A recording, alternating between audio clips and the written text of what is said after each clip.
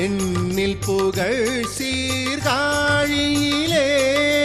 புண்ணிய மழலை அழுதிட்ட வேளை அன்னை அன்பினில் சிவஞான இன்சுவை கலந்த பாலமுதூட்டி தோடுடை செவியன் என்ற தமிழ் பாடிடச் செய்த பெரிய நாயகி தோணியப்பர் தாள் நாம் பணிந்தே